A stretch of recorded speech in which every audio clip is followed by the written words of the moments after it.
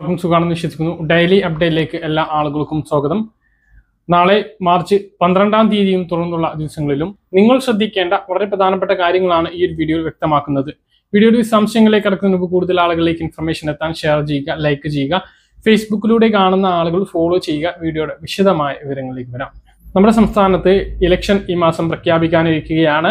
ഇതിന് മുന്നോടിയായിട്ട് പതിവ് പോലെയുള്ള സഹായമാണ് കേന്ദ്ര സംസ്ഥാന സർക്കാരിന്റെ ഭാഗത്തുനിന്ന് വരുന്നത്. പ്രധാനമന്ത്രി കിസാൻ സമ്മാൻ നിധിയുടെ 22ാമത്തെ ഗഡുവിന്റെ വിതരണം അസം ഗുവാഹത്തിയിൽ വെച്ച് വെള്ളിയാഴ്ച 5 മണിക്ക് വിതരണം നടക്കുകയാണ്. 2025-26 സാമ്പത്തിക വർഷത്തെ അവസാന ഗഡു ആയിട്ടുള്ള ഡിസംബർ, ജനുവരി, ഫെബ്രുവരി, മാർച്ച് മാസത്തെ തുകയാണ് വിതരണം ചെയ്യുന്നത്.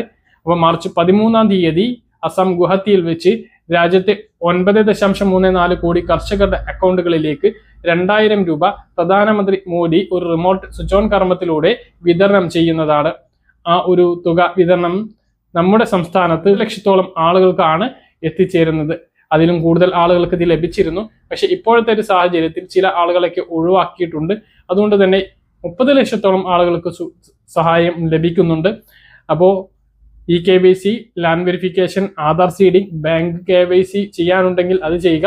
ഇവയെല്ലാം പൂർത്തീകരിച്ചിട്ടുണ്ട് എന്ന് ഉറപ്പുവരുത്തണം. ഇത് കഴിഞ്ഞ് സ്ത്രീ സുരക്ഷാ പെൻഷൻ വിതരണം 1000 രൂപ 2ാം ഘട്ടം സംസ്ഥാനത്തിൻ്റെത് വിതരണമുണ്ട്. അതും ഈ മാസമാണ് നടക്കുന്നത്. ഈ മാസം, അതായത് മാർച്ച് മാസത്തെ തുക വിതരണമാണ് നടക്കുന്നത്. അതിൻ്റെ തുക വിതരണവും ഉടനെ ഉണ്ടാകുന്നതാണ്. അതും കഴിഞ്ഞ് സംസ്ഥാനത്ത് 2000 രൂപ ഏറ്റവും വലിയ ധനസഹായമായിട്ടുള്ള സാമൂഹ്യ സുരക്ഷാ പെൻഷൻ 2000 രൂപയുടെ വിതരണം, മാർച്ച് മാസത്തെ വിതരണം 25-ാം തീയതി ഉണ്ടാകും എന്നാണ് നമ്മൾ പ്രതീക്ഷിക്കുന്നത്. ഇനി ഇലക്ഷൻ പ്രഖ്യാപിച്ചു കഴിഞ്ഞാൽ വലിയ പ്രഖ്യാപനങ്ങളൊന്നും ഇല്ലാതെയായിരിക്കും തുക വിതരണം നടത്തുക.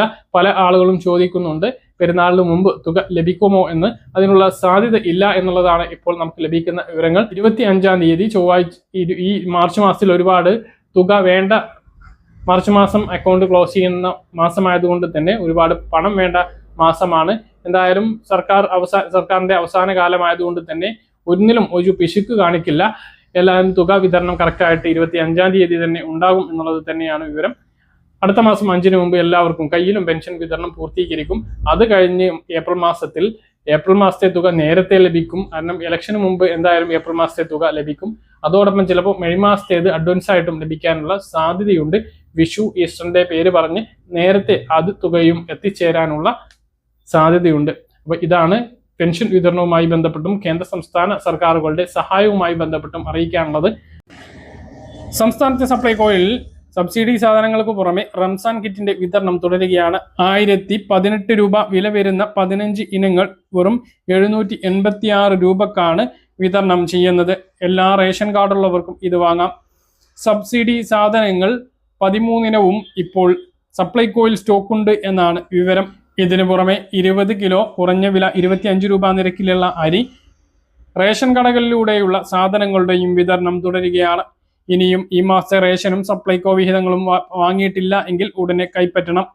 സപ്ലൈകോ കിറ്റ് 20-ാം തീയതി വരെയാണ് ഉണ്ടാകുക. പാചകവാതക വിതരണത്തിൽ ക്ഷാമം നേരിടുമ്പോൾ പ്രതിസന്ധിയിലാകുന്നത് രാജ്യത്തെ ഹോട്ടൽ മേഖലയിൽ കൂടിയാണ്.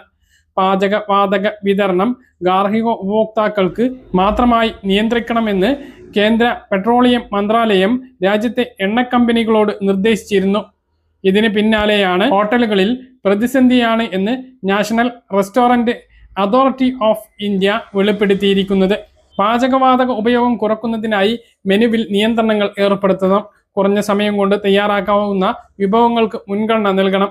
ഗ്യാസിന് പകരമായി ഇലക്ട്രോണിക് ഇൻഡക്ഷൻ കുക്കറുകളുടെയും മറ്റു വൈദ്യുതി ഉപകരണങ്ങളുടെയും ഉപയോഗം വർദ്ധിപ്പിക്കണം. പാചക രീതിയിൽ മാറ്റം വരുത്തണം.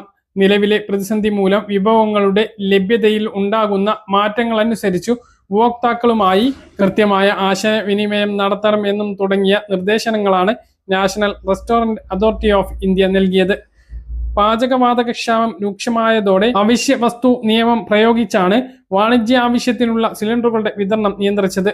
ഗാർഹിക ആവശ്യത്തിനുള്ള സിലിണ്ടറുകളുടെ റീഫിൽ ഇടവേള 21 ദിവസത്തിൽ നിന്നും 25 ദിവസത്തേക്ക് ഉയർത്തി. സംഘർഷം LPG ഇറക്കുമതിയെ ബാധിച്ചതോടെ ആഭ്യന്തര LPG ഉൽപാദനം പരമാവധി വർദ്ധിപ്പിക്കാൻ കേന്ദ്ര സർക്കാർ എണ്ണ ശുദ്ധീകരണ ശാലകൾക്ക് നിർദ്ദേശം നൽകിയിട്ടുണ്ട്. ഒപ്പം ഗാർഹിക സിലിണ്ടറുകളുടെ വില 60 രൂപയും വാണിജ്യ സിലിണ്ടറുകളുടെ വില 114.5 രൂപയും കൂട്ടി. ക്രൂഡ് ഓയിൽ LPG ശേഖരങ്ങൾ ഉറപ്പാക്കുന്നതിൽ കേന്ദ്ര സർക്കാരിന് സംഭവിച്ച വീഴ്ചയാണ് സ്ഥിതി ഇത്രയും ഗുരുതരമാക്കിയത്. ഇന്ത്യയിൽ LPG ലഭ്യത 62% ഇറക്കുമതിയെ ആശ്രയിച്ചാണ്. ഇതിൽ 90% ഹോർമോസ് കടലിടുക്ക് വഴിയാണ് എത്തുന്നത്. വാണിജ്യ സിലിണ്ടറുകൾ നിലച്ചതോടെ ന്യൂഡൽഹി, മുംബൈ, ബാംഗ്ലൂരു, ചെന്നൈ, ഹൈദരാബാദ് തുടങ്ങിയ വൻ നഗരങ്ങളിലെ ഹോട്ടലുകളും റെസ്റ്റോറന്റുകളും പ്രവർത്തനം പാതി നിർത്തിയ അവസ്ഥയാണ്. വരും ദിവസങ്ങളിൽ കൂടുതൽ നിലക്കും എന്നുള്ളതാണ് റിപ്പോർട്ട്. നമ്മുടെ സംസ്ഥാനത്തും ഇപ്പോൾ ഇത് തന്നെയാണ് അവസ്ഥ. പാചകവാതകം, വാണിജ്യ സിലിണ്ടറിന് വൻ ക്ഷാമം നേരിടുന്നുണ്ട്. നിരവധി ഹോട്ടലുകൾ ഇതിനകം അടച്ചു കഴിഞ്ഞു. റംസാൻ നോമ്പ് കാരണം ആദ്യമേ ചില ഹോട്ടലുകൾ അടച്ചതുകൊണ്ട് തന്നെ വലിയ ക്ഷാമം അറിയാതെ പോയിരുന്നു. എന്നാൽ ഇപ്പോൾ അതും മറികടന്ന് ക്ഷാമം എല്ലായിടത്തേക്കും എത്തിയിട്ടുണ്ട്. അതേസമയം വീടുകളിലേക്ക് എത്തുന്ന ഗാർഹിക സിലിണ്ടറിന് 25 ദിവസത്തേക്ക് ഒരു സിലിണ്ടർ എന്നത് ഒഴിച്ചാൽ മറ്റു ക്ഷാമങ്ങളില്ല. അതിനിടയിൽ ഗ്യാസ് കിട്ടില്ല എന്ന് മാത്രമേ ഉള്ളൂ. 25 ദിവസം കഴിഞ്ഞാൽ വീണ്ടും സിലിണ്ടറുകൾ ലഭ്യമാകുന്നുണ്ട്. അത് മറ്റു ആവശ്യങ്ങൾ ഉപയോഗിക്കാൻ പാടില്ല. ഗാർഹിക സിലിണ്ടർ മറ്റ് ആവശ്യങ്ങൾക്ക് ഉപയോഗിച്ചാൽ നടപടിയെടുക്കുമെന്ന് സിവിൽ സപ്ലൈസ് മന്ത്രി GR അനിൽ അറിയിച്ചു. പാചകവാതക ക്ഷാമവും വിലവർധനവും നേരിടാൻ ബദൽ മാർഗവുമായി KSEB ഗ്യാസിന് ഇപ്പോഴും ഭാവിയിലും ഉണ്ടാകുന്ന ക്ഷാമവും അതുപോലെ തന്നെ വിലവർധനവും ഒന്നും പേടിക്കേണ്ട ആവശ്യം ഇല്ല. പാചകം അടക്കമുള്ള എന്ത് വൈദ്യുതി ആവശ്യത്തിനും ഇഷ്ടം പോലെ വൈദ്യുതി ഉപയോഗിക്കാൻ കഴിയുമ്പോൾ വൈദ്യുതി ബില്ലിനെയും പേടിക്കേണ്ടി വരില്ല. പറഞ്ഞു വരുന്നത്, പ്രധാനമന്ത്രി സൂര്യഘർ പദ്ധതിയുടെ ഭാഗമായി ഇപ്പോഴും അപേക്ഷകൾ നൽകാവുന്നതാണ്. സൂര്യഘർ പദ്ധതിയുടെ ഭാഗമായി സംസ്ഥാനത്ത് 2 ലക്ഷം സൗരോർജ നിലയങ്ങൾ യാഥാർത്ഥ്യമാക്കിയിട്ടുണ്ട്. ഈ പദ്ധതിയിൽ നിങ്ങൾക്കും ചേരാവുന്നതാണ് എന്ന് KSEB ഇപ്പോൾ അറിയിച്ചിട്ടുണ്ട്. വീടിന് മുകളിൽ സോളാർ സ്ഥാപിക്കുന്നതിനുള്ള കേന്ദ്ര സബ്സിഡി നേരിട്ട് ഉപഭോക്താവിന്റെ ബാങ്ക് അക്കൗണ്ടുകളിലേക്കാണ് ലഭിക്കുക. കുറഞ്ഞ നിരക്കിൽ ജാമ്യമില്ലാത്ത ബാങ്ക് വായ്പകളും ലഭ്യമാണ്. അനായാസം അപേക്ഷിക്കാൻ കഴിയും. അതിവേഗം അനുമതിയും നേടാം. ചുരുക്കി പറഞ്ഞാൽ 1 പൈസ പോലും ആദ്യം അടക്കാതെ തന്നെ സോളാർ സ്ഥാപിക്കാൻ കഴിയും. നമുക്ക് ഇപ്പോൾ വരുന്ന കറണ്ട് ബില്ല് ഗഡുക്കളായി നമ്മുടെ ലോണിന്റെ ഇൻസ്റ്റാൾമെന്റിലേക്ക് അടച്ച് നൽകിയാൽ മതി. മാത്രമല്ല, കേന്ദ്ര സർക്കാരിന്റെ 78,000 രൂപ വരെയുള്ള സബ്സിഡിയും നമുക്ക് വന്നിട്ടുള്ള ആകെ ചിലവിൽ കുറഞ്ഞു കിട്ടും. അത് അക്കൗണ്ടുകളിലേക്ക് എത്തുകയാണ് ചെയ്യുക. എല്ലാ ഗാർഹിക ഉപഭോക്താക്കൾക്കും റെസിഡൻസ് വെൽഫെയർ അസോസിയേഷനുകൾക്കും ഇപ്പോൾ അപേക്ഷിക്കാവുന്നതാണ് എന്ന് കേരള സ്റ്റേറ്റ് ഇലക്ട്രിക്കൽ ബോർഡ് അറിയിച്ചു. ഗാർഹിക ഉപഭോക്താക്കൾക്ക് 1 കിലോവാട്ട് നിലയത്തിന് 30,000 രൂപയും 2 കിലോവാട്ടിന് 60,000 രൂപയും 3 കിലോവാട്ട് വരെ പരിധിയുള്ളതിന് 78,000 രൂപ എന്ന നിരക്കിലാണ് സബ്സിഡി ലഭിക്കുക.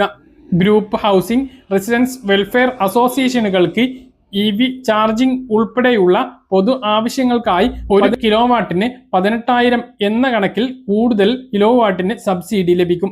പരമാവധി 500 കിലോവാട്ടിന് വരെ, അതായത് ഒരു വീടിന് മുകളിൽ 3 കിലോവാട്ട് എന്ന നിലയ്ക്കിൽ സബ്സിഡി ലഭിക്കുന്നതാണ്. താല്പര്യമുള്ളവർക്ക് www.pmsuryaghar.gov.in എന്ന വെബ്സൈറ്റിൽ ഇപ്പോൾ തന്നെ സ്വന്തമായി രജിസ്റ്റർ ചെയ്യാം. അക്ഷയ CSC കേന്ദ്രങ്ങളിലെത്തിയും രജിസ്ട്രേഷൻ നടപടികൾ പൂർത്തീകരിക്കാം. കൂടുതൽ വിവരങ്ങൾക്ക് 94 96 01 86 70 എന്ന നമ്പറിലോ 94 96 26 66 31 എന്ന നമ്പറിലോ വിളിക്കാവുന്നതാണ് എന്നും KSEB ഫേസ്ബുക്ക് പോസ്റ്റിലൂടെ അറിയിച്ചു. അപ്പോൾ വളരെ പ്രധാനപ്പെട്ട കാര്യമാണ്. നമുക്ക് സോളാർ സ്ഥാപിക്കുകയാണ് എങ്കിൽ വലിയ പേടിയില്ലാതെ വൈദ്യുതി ഉപയോഗിക്കാം. കറണ്ടിന് പാചകം ചെയ്യാം എന്നുള്ളതാണ് ഇപ്പോഴത്തെ ഒരു അവസ്ഥയിൽ ഏറ്റവും വലിയൊരു കാര്യം. പാചകം തന്നെയാണ്. അപ്പോൾ കറണ്ട് ഉപയോഗിച്ച് പാചകം ചെയ്യാം. നമുക്ക് പാചകത്തിന് ഏത് അത്യാധുനിക ഉപകരണങ്ങളും ഉപയോഗിക്കാം. മാത്രമല്ല AC ഉൾപ്പെടെ, ഈ ചൂടിന് AC ഉൾപ്പെടെയുള്ള ഉപകരണങ്ങൾ ഉപയോഗിക്കുമ്പോഴും വൈദ്യുതി ബില്ലിനെ പേടിക്കാതെ നിലനിൽക്കാം. കേന്ദ്ര സർക്കാരിന്റെ 78,000 രൂപ സബ്സിഡി ഇങ്ങോട്ട് ലഭിക്കുന്ന സഹായത്തോടു കൂടിയും ഈടില്ലാതെ വായ്പയോടുകൂടിയും ഇത് സ്ഥാപിക്കാം എന്നുള്ളതാണ് ഏറ്റവും പ്രധാനപ്പെട്ട പ്രത്യേകത. അപ്പോൾ ഇതിന് താല്പര്യം ഉള്ള ആളുകൾ ഉടനെ അപേക്ഷ സമർപ്പിക്കാൻ വേണ്ടി ശ്രദ്ധിക്കുക. ഇനി നിങ്ങളുടെ തൊട്ടടുത്തുള്ള KSEB സെക്ഷൻ ഓഫീസുകളുമായി ബന്ധപ്പെട്ടാലും ഇതിന്റെ കൂടുതൽ വിവരങ്ങൾ അറിയാവുന്നതാണ്. പറഞ്ഞ കാര്യങ്ങൾ കൃത്യമായിട്ട് മനസ്സിലാണെന്ന് കരുതുന്നു. ഇതുപോലെ ഇൻഫർമേഷൻ ലഭിക്കാൻ ചാനൽ സബ്സ്ക്രൈബ് ചെയ്യുക, ബെൽ ഐക്കൺ എനേബിൾ ചെയ്തു വെക്കുക. മറ്റൊരു വീഡിയോയുമായി നമുക്ക് കാണാം. ഇതുവരെ ബൈ.